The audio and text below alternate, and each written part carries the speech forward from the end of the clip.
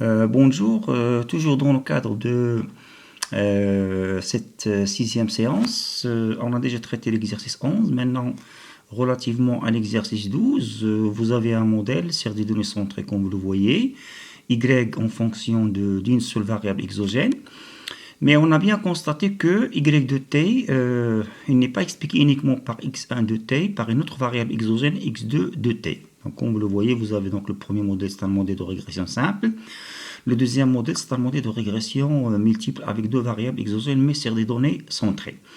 La première question, on vous demande de donner l'estimateur du coefficient bêta 1 du premier modèle, qui sera noté par bêta chapeau 1.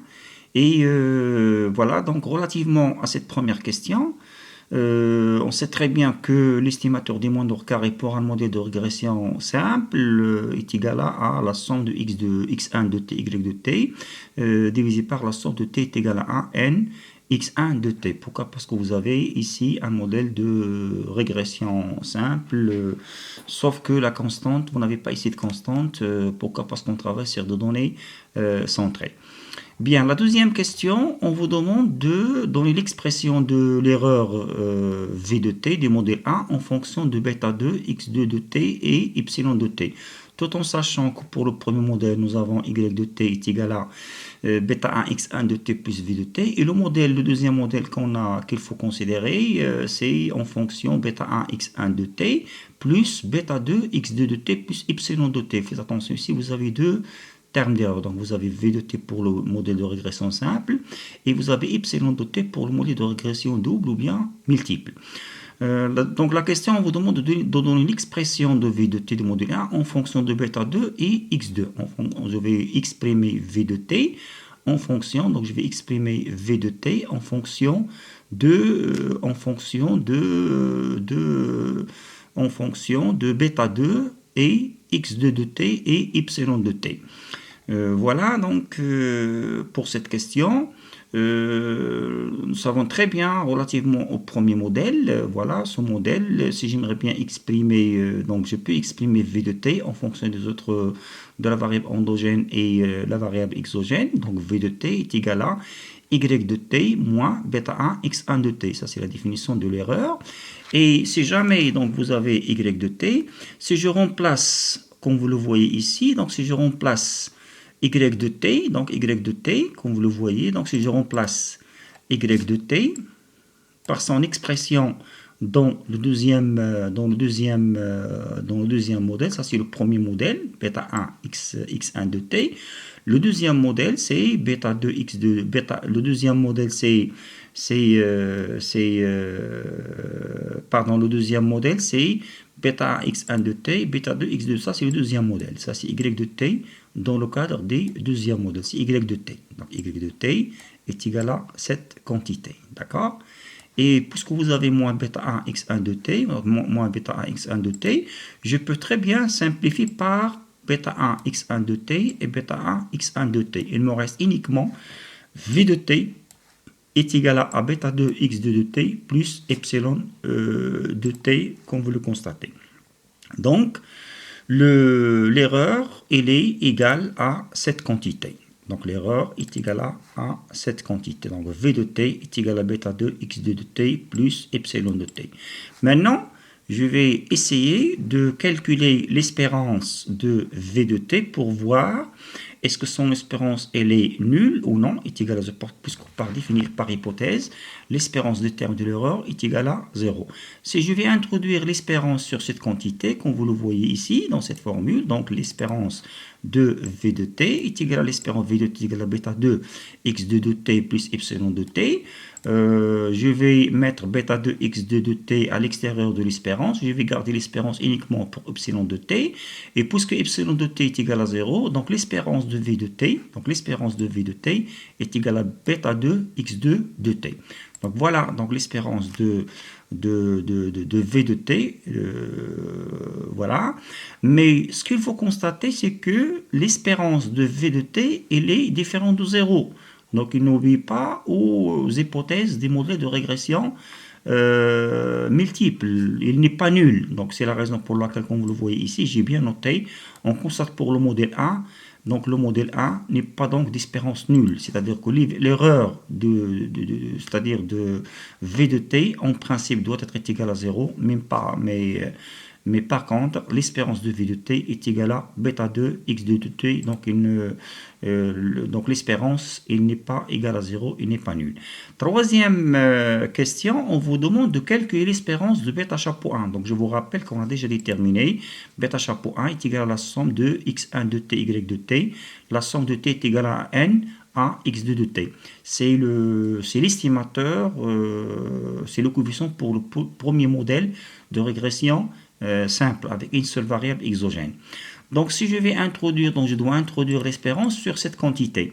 Donc l'espérance de bêta chapeau 1, je vais remplacer bêta chapeau 1 comme vous le voyez par sa valeur. Donc bêta chapeau 1, voilà, est égal à, ça c'est l'estimateur de bêta chapeau 1. Et voilà, donc l'espérance doit toujours, donc c'est la somme x1 de t fois l'espérance de y de t divisé par la somme de t1, t est égal à 1 x2 de t. Si je remplace y de t par sa valeur dans le premier modèle, donc y de t est égal à bêta 1 x1 de t plus v de t divisé par la somme de x de t au carré. Donc jusqu'à maintenant, on a introduit l'espérance de bêta chapeau 1. Par la suite, comme vous allez le constater, je vais donc l'espérance de bêta chapeau 1 est égale à ici, comme vous le voyez, vous avez la somme de x1 de t fois l'espérance de bêta 1 x1 de t plus v de t. Donc je vais multiplier la somme de x1 de t fois l'espérance de bêta 1 x1 de t, et je vais multiplier par la suite la somme de x1 de t par v de t. Donc c'est la raison pour laquelle dans la deuxième équation, voilà, c'est ce que j'ai fait. D'accord, donc c'est ce que j'ai fait. Donc est égal à cette quantité. Donc j'ai introduit, donc j'ai éliminé les parenthèses.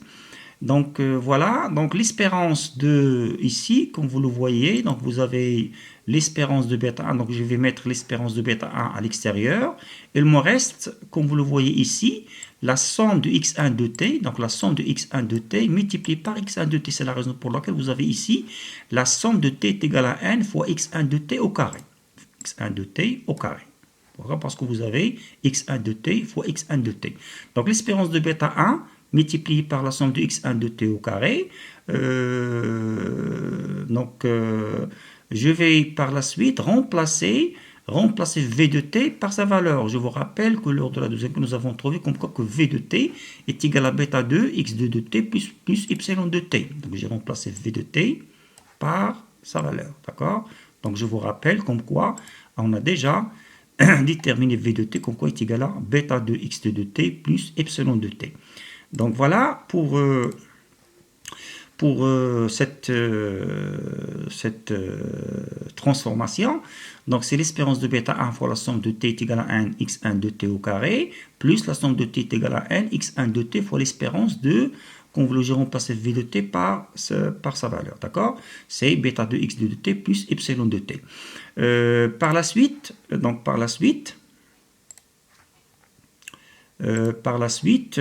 avez en constatant que vous avez ici, je peux simplifier par la somme de x2 de t, comme vous le constatez. Donc il me reste uniquement l'espérance de bêta 1 plus cette quantité. D'accord? Plus cette quantité. C'est ce que j'ai fait ici. Donc voilà, donc l'espérance de bêta chapeau 1 est égale à bêta 1 plus l'espérance de bêta 2 fois la somme de t est égale à x1 de t, x2 de t, plus, je vous rappelle que nous avons déjà, lors de la dernière équation, ici, faites attention, ici je vais simplifier par la somme de x2 de t au carré, c'est la raison pour laquelle il me reste uniquement l'espérance de bêta 1. Ici, je vais multiplier la somme de x1 de t fois l'espérance de bêta 2 x2 de t plus la somme de x1 de t fois epsilon de t. Donc c'est la raison pour laquelle vous avez ici, vous avez ici, voilà, donc vous avez bêta 1. Pourquoi? Parce que l'espérance de bêta 1 est égale à bêta 1, c'est un estimateur sans biais.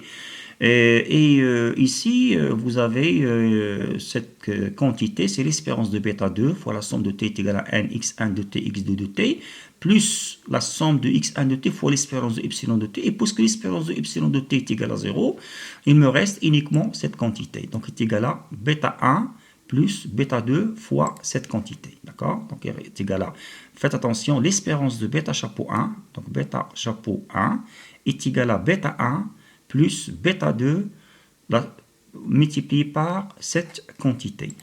Donc, ce qu'il faut retenir dans le cadre de cette démonstration, puisque l'espérance de bêta chapeau 1 pour le premier modèle est égale à bêta 1 plus bêta 2, nous constatons comme quoi que cet estimateur, il est avec biais. En principe, on doit trouver uniquement l'espérance de bêta chapeau 1 est égale à bêta 1. Alors, nous avons trouvé bêta 1 plus cette quantité. Cette quantité, c'est quoi? C'est le biais. D'accord? C'est un estimateur, donc bêta chapeau 1, c'est un estimateur biaisé de bêta 1. Pourquoi? Parce que vous avez cette quantité, ce qui est, on peut la considérer comme étant le biais. Donc voilà, donc bêta chapeau A donc il est biaisé. Donc il est biaisé. Pourquoi? Parce que l'espérance de bêta chapeau est égale à pas bêta 1.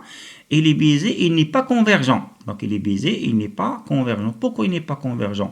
Il n'est pas convergent dans la mesure où c'est la taille de l'échantillon augmente, comme vous le constatez ici. Donc c'est la taille de l'échantillon augmente. Donc c'est la taille de l'échantillon augmente. Cette quantité ne tombe pas vers 0. Donc, si la taille de l'échantillon augmente, cette quantité ne tombe pas vers 0. C'est la raison pour laquelle, comme nous l'avons déjà vu pour l'erreur, donc l'erreur ici, donc c'est l'espérance, il n'est pas nulle. Voilà. Et un autre problème, nous avons trouvé comme quoi que bêta chapeau 1, c'est un estimateur qui est avec biais. Ça, c'est le biais. Et il n'est pas convergent. Pourquoi? Parce qu'il est indépendant. Vous constatez ici qu'il ne dépend pas c'est-à-dire du nombre d'observations. D'accord? Il ne dépend pas du nombre d'observations, comme nous l'avons déjà vu, pour les autres estimateurs, comme je l'ai vu ici. Autrement dit, il ne diminue pas, c'est n augmente. Quatrième et dernière question, on vous demande si jamais la covariance y2 de t, x2 de t inférieure à 0 et la covariance x1, x2 de t supérieure strictement à 0, on va s'interroger sur le signe de ce biais. Est-ce que le biais, est-il est négatif ou bien il est positif? Puisque nous savons que l'estimateur, le biais, c'est cette quantité, ça c'est le biais, parce qu'on s'interroge uniquement sur le signe du biais, donc le biais est égal à cette quantité. Donc si jamais vous avez une corrélation négative entre la variable endogène x2 de t, d'accord, la covariance elle est négative, bêta 2, ce coefficient-là, bêta 2, il aura un signe négatif. Pourquoi bêta 2 a un signe négatif? Pourquoi? Parce que bêta 2 c'est quoi? C'est la covariance entre y et x2 sur la variance de x. La variance de x elle est positive et la covariance entre y et yx2 il est négatif. Donc ici bêta 2 il est négatif. Donc puisque bêta 2 il est le bêta 2 il est négatif, donc on a tranché avec le signe de bêta 2. Maintenant si la corrélation entre x1 de t, x2 de t il est positif, autrement dit la covariance elle est supérieure strictement à 0, cette quantité pardon elle est positive, on peut avoir une idée sur le signe des biais. Le biais pour ce modèle il est négatif. Pourquoi? Parce que nous avons déjà vu comme quoi que le bêta 2 il est négatif. Négatif fois positif c'est négatif. Donc c'est la raison pour laquelle le signe, on aura une idée sur le signe des biais pour des biais, donc le signe il est négatif. Et autre chose, puisque le signe il est le biais il est négatif, l'estimation du modèle A il sous-estime, parce qu'il sous-estime la valeur de bêta 1. Donc sous-estimé pourquoi? Parce que le signe il est négatif. Donc voilà relativement à cet exercice. Je vous remercie et je vous donne rendez-vous dans une prochaine vidéo afin de traiter l'exercice suivant.